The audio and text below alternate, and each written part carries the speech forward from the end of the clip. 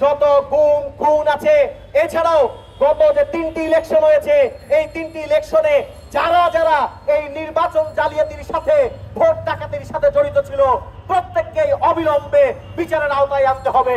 সেই আকাঙ্ক্ষা সংস্কারের ভিতর দিয়ে প্রতিফলিত হবে। কিন্তু ইন্টারিম গভর্নমেন্টের দিকে তাকাইলে দেখা যায় তাদের সংস্কারের দিকে তেমন মনোযোগ নাই।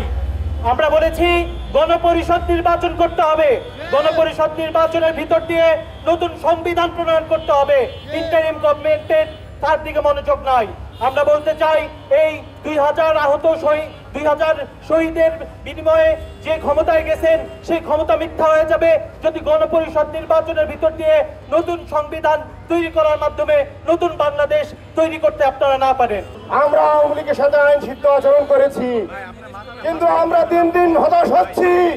আপনারা একদিকে বলছেন আইন নিজের হাতে তুলে না নেওয়ার জন্য, অপরদিকে আপনারা আওয়ামী লীগকে নিষিদ্ধ করছেন না, আপনারা প্রকারান্তে আওয়ামী লীগকে পুনর্বাসন করছেন।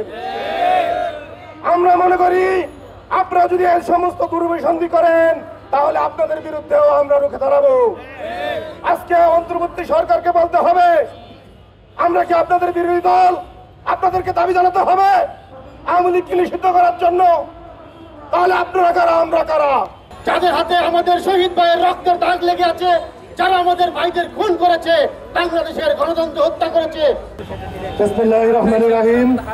প্রিয় দেশবাসী, 24 আজকের এই বাংলাদেশে যখন আমরা এই গুপ্ত পতিত গণহত্যাকারী সংগঠন আওয়ামী লীগের মিছিল দেখতে পাই, তখন স্পষ্টভাবে আমরা অন্তর্বর্তীকালীন সরকারকে বলতে চাই, দোসররা এবং তাদের প্রেতাত্মা বিভিন্ন জায়গায় রাতের অন্ধকারে বিভিন্ন জায়গায় মিছিল বের করার চেষ্টা করতেছে।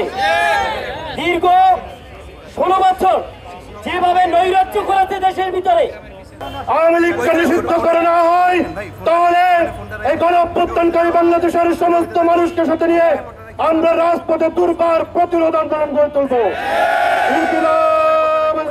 এই আওয়ামী সন্ত্রাসীরা কোনোভাবেই তাদের মধ্যে ন্যূনতম অনুশোচনা বোধ আমরা দেখতে পাই নাই, বরঞ্চ তারা নতুন ভাবে ফ্যাসিবাদী রূপে আবির্ভাব হওয়ার পায় তারা চালাচ্ছে। রানী খুনি হাসিনার নেতৃত্বে বাংলাদেশের জনগণকে কিরকম পাখির মতো নির্বিচারে হত্যা করা হয়েছে।